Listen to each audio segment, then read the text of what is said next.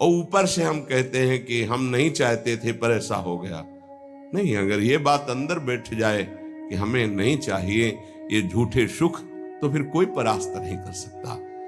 तो बोले जानकारी होने पर भी प्रयोग क्यों नहीं हो पाता?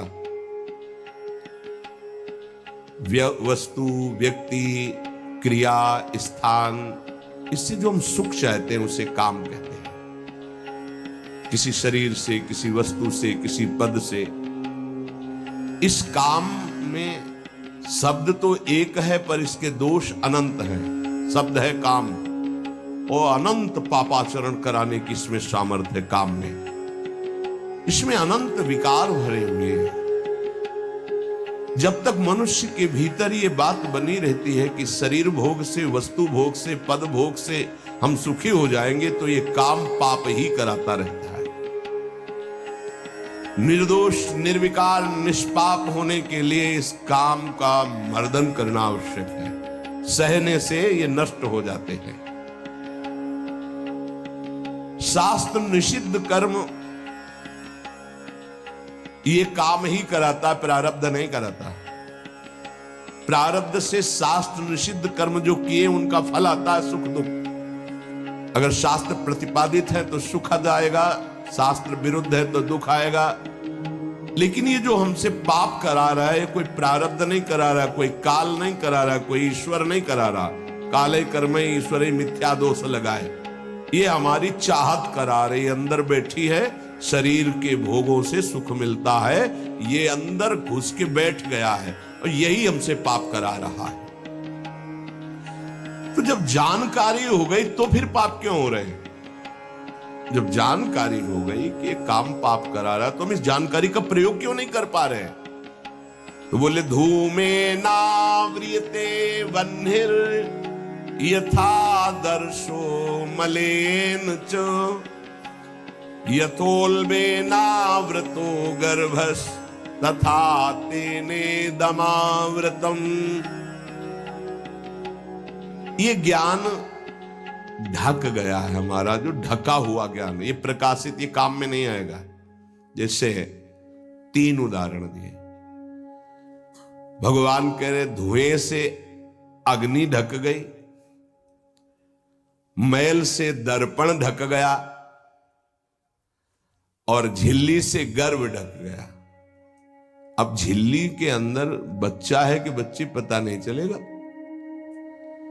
दर्पण है, हम काले हैं कि गोरे हैं पता नहीं चलेगा, क्योंकि मैल से।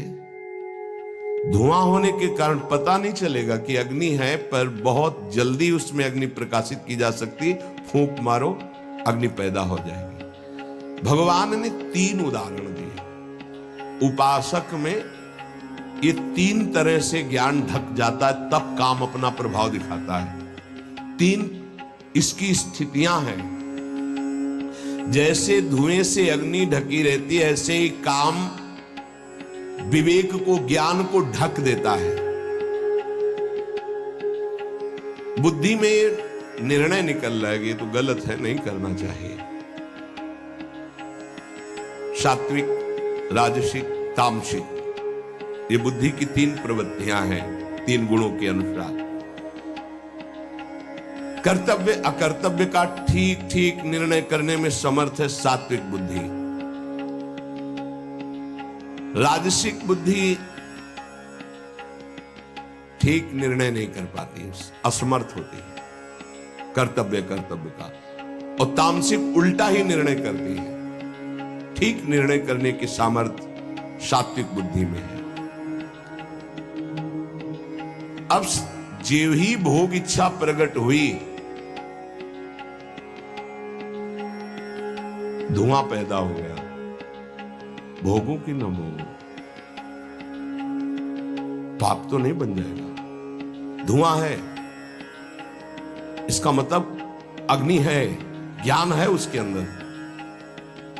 अब अगर उस समय उसको सत्संग मिल जाए, कोई संत की बात चलने लगे, उसका चिंतन वो रोक पावे, तो मानो फूंक मारना है। जैसे धुआं उठ रहा है, 1 2 3 फूंक मारो, आग लग गई, प्रज्वलित हो गया, बच गया। ये पहला बहुत सरल है, बच जाना काम से। धुआं हो जाने पर दिखाई नहीं देता क्या है, क्या ठीक है क्या नहीं ठीक है। पर फूंक मारो तो आग उठी, धुआं खत्म हुआ। ये ज्ञान हो रहा है, बीच बीच में जलन हो रही कि भोगूं कि ना भोगूं, अच्छा है कि नहीं अच्छा है, कहीं पाप तो नहीं हो जाएगा, कहीं गलती तो नहीं हो जाएगी। पर वो धुआं है, नहीं भोग लेते हैं, अवसर मिला है, समय मिला है, भोग ले। ये उस समय उसको चाहिए, तत्काल कोई सहयोगी चाहिए विवेक का। परमार्थिक मार्ग में धुआं पैदा कर देगी। साधक अगर सावधान हुआ तो तत्काल प्रयासरत हो जाता है इस धुएं को हटाने के लिए। फूंक मारने का मतलब कीर्तन शुरू हो गया, वो सत्संग शुरू हो गया, किसी संत के पास तत्काल बैठ गया, उसकी वाणी सुनने लगा, वो धुआं खत्म हुआ। फूंक लगी, आग जली, धुआं खत्म। ठीक निर्णय, नहीं नहीं ऐसा नहीं करना।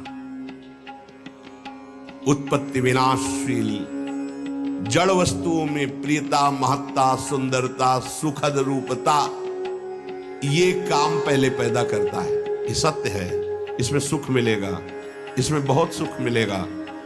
अब ये धुआं बढ़ता चला जा रहा है, कैसे सुख मिलेगा? लाखों लोग भोग रहे हैं, कैसे सुख? कैसे तुम मुझे बावरा बना सकते हो? नहीं नहीं, गलत है। ये है धुआं को हटाना, फूंकना। अरे अन्य शरीरों की अपेक्षा है मनुष्य शरीर सर्वश्रेष्ठ है, इसमें विवेक है। हम कैसे ऐसा पशुवत आचरण कर सकते? नहीं, अरे मन नहीं, तेरी सलाह नहीं। अब वो फूंक रहा है, आग पैदा कर रहा है, ज्ञानाग्नि पैदा कर रहा है। पर बहुत प्रवीण साधक नहीं, उससे प्रवीण मन है, वो सुख को सुख मानकर भोगने की लालसा प्रबल होने के कारण वो धुआं नहीं हटा पा रहा, वो उसी में और राग कर रहा है। प्रथम अवस्था में हटा लिया तो हटा लिया, नहीं दूसरी अवस्था में बहुत ही भयानक स्थिति हो जाएगी। ये अवस्था बदलने में देर नहीं लगती, कहने में देर लगी। दूसरी अवस्था हो जाती है दर्पण में ढका हुआ मैल। उसमें तो फूंक केवल मारनी थी कि आग प्रज्वलित हो गई, क्योंकि तैयार एकदम ज्ञान है, पर धुआं जैसा ढक गया, काम ने ढक दिया। जब दूसरी स्थिति आई उसी उपासक की कि इसका प्रायश्चित भी तो हो सकता है, अब वो मल लग गया।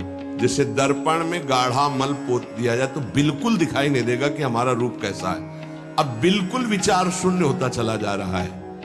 यथा दर्शो मलेन च, जैसे मैल से ढक जाने पर शीशा, दर्पण, वो दिखना एकदम बंद हो गया। उसमें तो दिख रहा था, धुआं है, आग है, मतलब विवेक काम कर रहा था। थोड़ा फूंकने की जरूरत थी, ज्ञान के प्रज्वलित करने की जरूरत थी, पर वो उधर ना की तरफ वृत्ति न ला करके हां की तरफ वृत्ति ले आया तो दूसरी सीन पैदा हो गई स्थिति।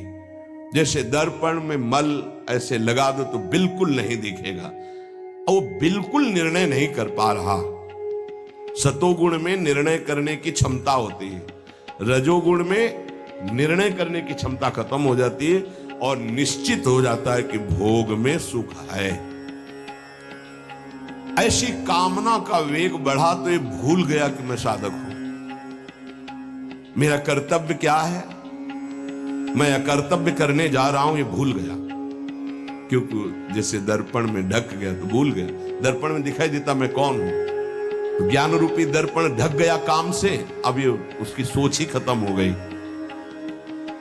अंतःकरण में इतना महत्व पैदा हो गया कि विकलता हो गई उसके अंदर। अब यही उसके पतन का कारण बन गया। इतना महत्व बढ़ गया कि निर्णय करने की क्षमता खत्म हो रही है कि मैं एक साधक हूं, मैं उपासक हूं, पापाचरण नहीं करना चाहिए। ये किसी का भी हो सकता है।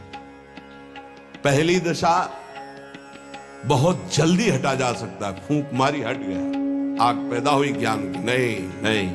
दूसरी दशा गुंजाइश है थोड़ी, उसको ऐसे पोछना पड़ेगा, समय लगेगा, पोछना पड़ेगा, तब दिखाई दे। नहीं नहीं, दूसरे में संभलना रजोगुण, ये ठीक है, ये नहीं ठीक है, क्षमता खत्म हो चुकी। पहले में क्षमता थी, दूसरे में क्षमता खत्म हो गई। तीसरा यथोल बेना व्रतो गर्भा,